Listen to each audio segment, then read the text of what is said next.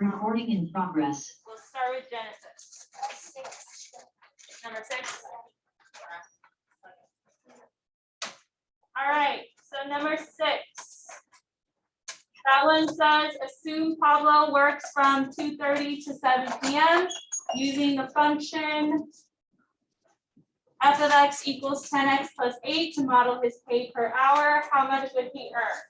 So it gives you a formula that models his pay per hour. So remember, f of x is your output and x is your input.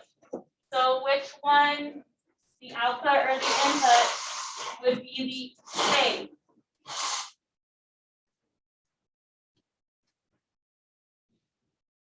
So someone did say it, the output is the pay. That means that the input is what? What does the x represent in this word problem? His earnings. No, his earnings is the pay, remember? So then x would be what? The hours. All right, so that's pretty much the trick there, is knowing what's your input and what's your output. So how many hours you work determines how much you get paid, right? Not the reverse. So when it's 2:30 p.m. to 7 p.m., how many hours is that? From 2:30 to 7 p.m., how many hours? So like 2, 3, 4, 5, 6 and a half hours. Oh wait, no, 4 and a half hours.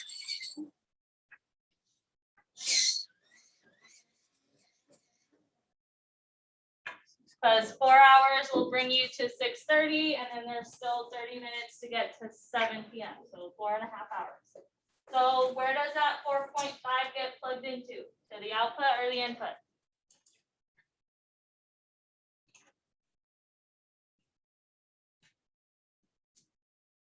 Well, what does the 4.5 represent?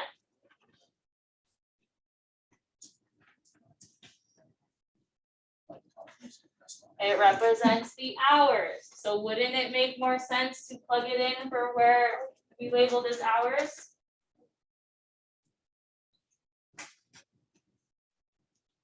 All right, I'll pray for you for the testimony. Wow. So that's like, I don't know how much more clear it needs to be.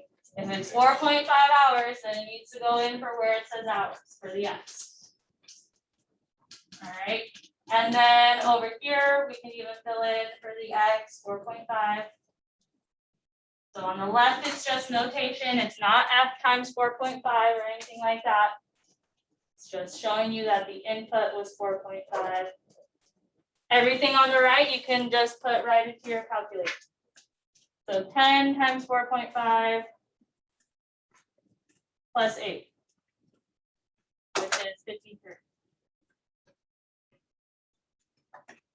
All right, which is on the output side. So how much he gets paid for working 4.5 hours is $53. Questions about that?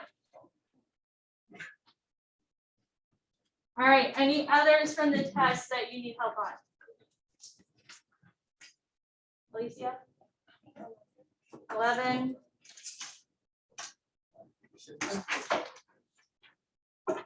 Okay, so the cost of having one pizza delivered is $14.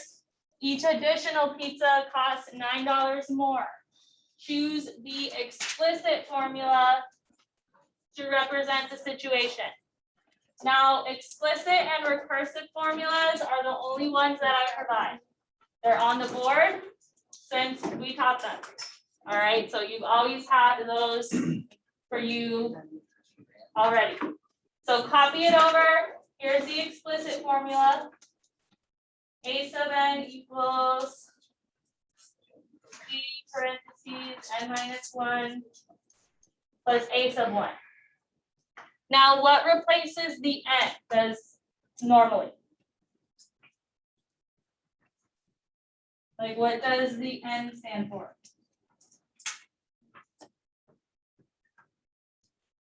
That's like if I'm told to find the 50th term, then n would be 50. It's like the nth term.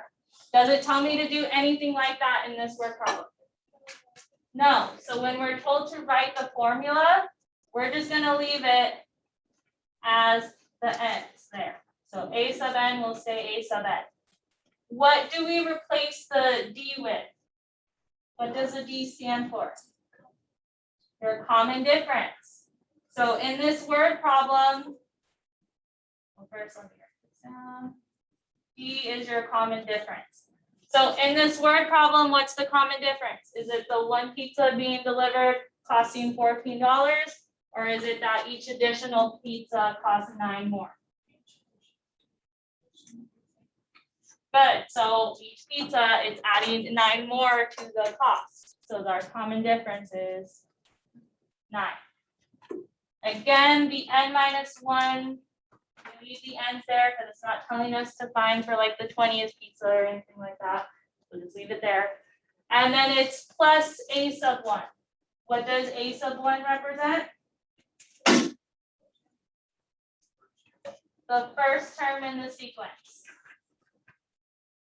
So like just like n is like your nth term, a sub 1 is your first term. So what's my first term in this word problem? 14, because one pizza costs $14. And then it's 9 more for each pizza after that. Now, does this, what we wrote here, match any of these answers? It does not. It looks pretty close, like in A, but it has n plus 1, which is not what we're looking for. So it can't be A, and it can't be D, because again, it has a plus 1 when it should be minus 1. And then look at what remains. Our answer options here, they don't have parentheses in them. How do we get rid of parentheses here? Distribute. So I'm going to distribute that 9. What's 9 times n? And 9 times negative 1. Negative 9. All right, and then bring everything else down. So it's a sub n equals what we got when we distributed plus 14. So what they did was make it look more like a linear equation, like y equals mx plus b. And it almost does now. We just have to combine like terms. So combine that negative 9 and 14. What do we get? A positive 5. So then it becomes 9n plus 5. And which option does that match? B. Hold on a second. And then on your test tomorrow, this problem for writing explicit formula, it's not multiple choice. So for tomorrow's test, if you write it like how I boxed it over here, I'll accept that. So you can just stop there, just plug in the D and the a sub 1 and you're good. Or if you take the time and distribute it, I'll accept this answer too. Whatever's easier for you. But that's how you would have solved it on this test. Tyrone? Yes. All right, next question. Yes, number 7. All right, I'm gonna pull it up on Galileo because it looks funny on my All right, and then when I pull it up in Galileo, it shows you the answer. So just pretend like the answer is not there. So I have f of x equals negative x plus 6, and g of x is f of x plus 3. So you have to look at like the way it looks. So you see how g of x is f of x, but now something else is in the parentheses. So when it's changing stuff inside the parentheses, what it wants you to do is switch out the x from the first function with what you have in the parentheses. So here's how it'll look. So g of x is f of x plus 3. Well, we copy over the f of x function, but instead of writing x, you're writing what we have from the parentheses. So it's going to be parentheses x plus 3, and then whatever else remains from the f of x function. All right, so do you see how we just replace the X with the parentheses? See that? Any questions about that? All right, and make sure you keep the parentheses when you're doing that, because that implies like multiplication, right? Normally it's -1 times X. Well, now it's -1 times the set of parentheses. How do I make the parentheses go away? Distribute. So -1 times X is -1X, or just -X. -1 times 3 is -3, and then bring down that +6. We're almost done. Once it looks like slope-intercept form, we're completely done. So combine like terms, nothing combines with the X, so just copy it over. What's -3 plus 6?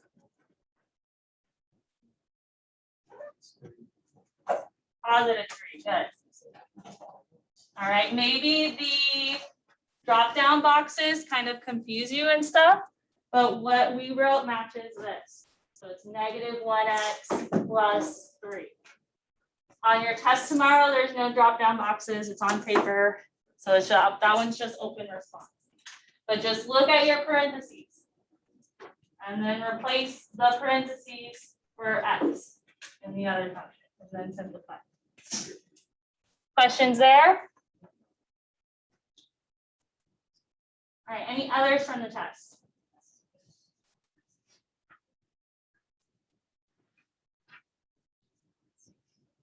Also, just so you guys know, I'm recording so that if you guys need to watch it later or see what my other classes asked me, you can check it out.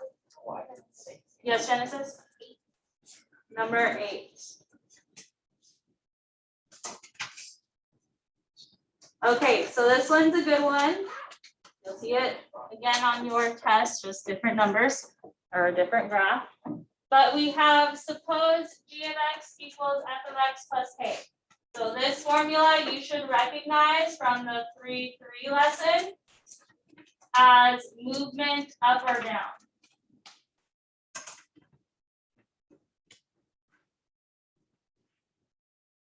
All right, because there's a number being added like outside the parentheses. So it's not like the last problem where we messed with the input. We're adding it outside of it. So this is for movement going up or down. And it goes up if your k value is a positive number. So then if your k value is negative, where does it move? Down. Now we don't know what k is. We have to figure that out. And we're wanting to figure out what value of k transforms f into g. So make sure you're looking at the picture the right way. This one's f, and this one's g. So the best way to count the movement, I think, would be on the y-intercept. Here's the y-intercept for f. Here's the y-intercept for g, and then just count. So we're going down 1, 2, 3, 4, and 5. Put a 5 here, and then since we're going down, it should be -5. That makes sense? All right, fill in the blank on your test, your retake tomorrow. So just count it. And make sure you're counting from F to G. If I counted G to F, then it looks like K is positive, but it's not. All right, Alicia, did you have your hand up? Someone else have a question? 18. All right, so then number 18. Okay, so given that the trend line y equals 8x plus 8 represents the minutes y it takes to run x miles, how many minutes will it take him to run 5 miles? So that 5, where does it go? It goes in for x, and it kind of helps you because it says x miles. So in that formula that it gave you,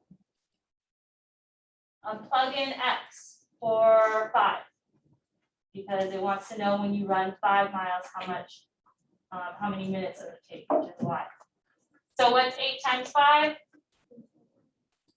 And then 40 plus 8. So that's what goes in that blank right here. Make sense? So I guess the hard part is just figuring out if it goes in for the x or the y. But other than that, plug it in, use your calculator, and that should be good. Questions on any others? Yes, 15, number 15. Okay, so this one is also multiple choice on your test. So the way that I do it is I kind of just look at my answer options and do process of elimination. The way we taught it in class was that you pick 2 points from your trend line. So like I would pick this one, which is 115, and then maybe this one, which is like 440, and then solve for M, plug it back in, solve for B, but that's kind of like a longer process, right? So I just looked at my options first and saw if I could like cancel any of them out. So look at your line. Maybe let's look at the y-intercept first. Does the y-intercept look like it's touching 12? No, because 12 is up here, right? My y-intercept's down here, so no. Does it look like it's touching 15? So again, not that one. Does it look like it's touching 5? 5 is down here. It looks like it could touch 5, but compared to the other one, does it look like it's touching 8? Yes. So I would go based off that and probably say that D is the best answer. But if you did it like how we did it in class, you'll confirm it. Right? So when I do my solving for M, and I use those points, I get 40 minus 15 over 4 minus 1. What's 40 minus 15?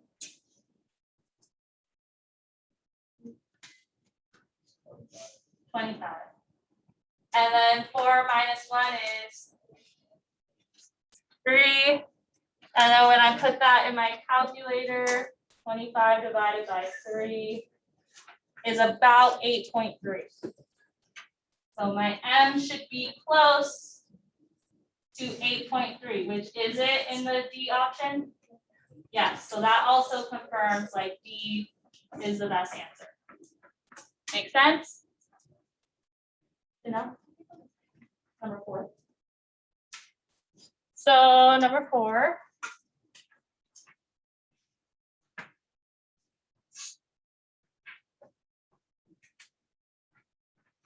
Okay, so Jack works after school.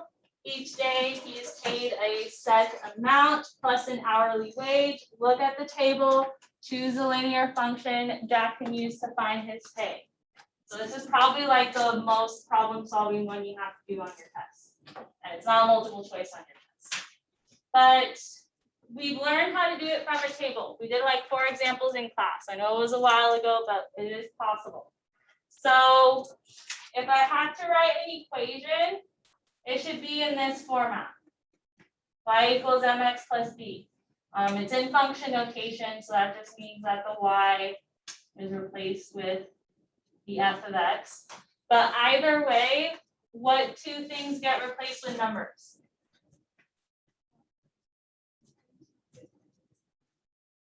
The m and the b.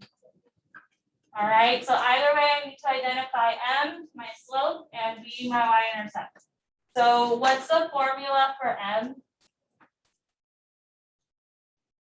that I said works really good for a table?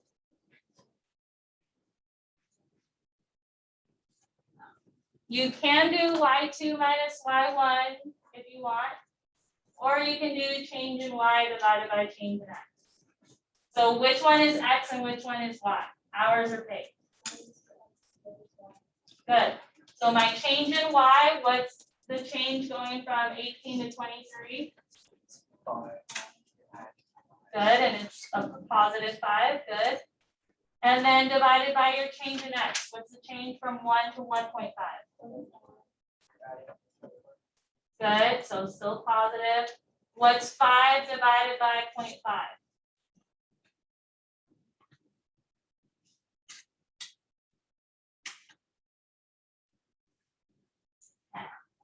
All right, and then none of your answer options in this one have a different slope. So from there, you know it's A.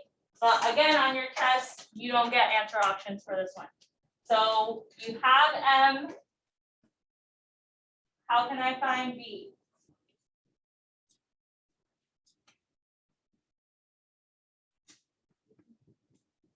So we know M is 10.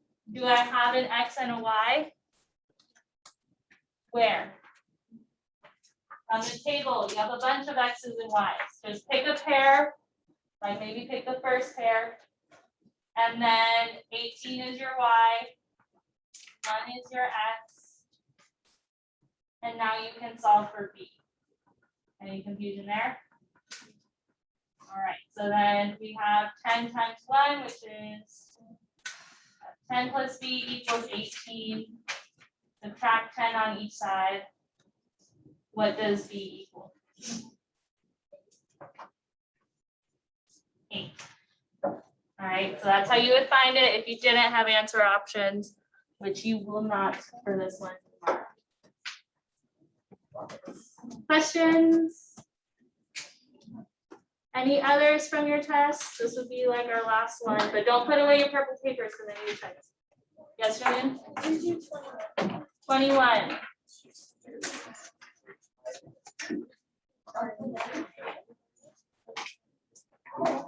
Okay, let me pull it up here.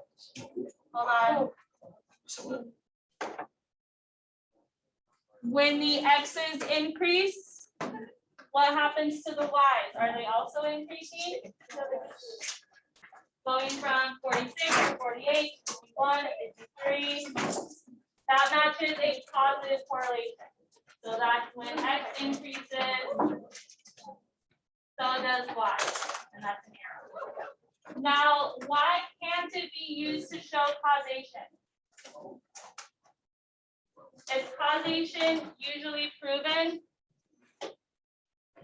Usually no. All right, unless it's like done through like studies. Just because something has a strong relationship doesn't mean that one definitely caused the other. Because if you're in like 6th grade, can you be shorter than someone in 4th grade? Yes. So that's why. It's not your grade that causes you to grow.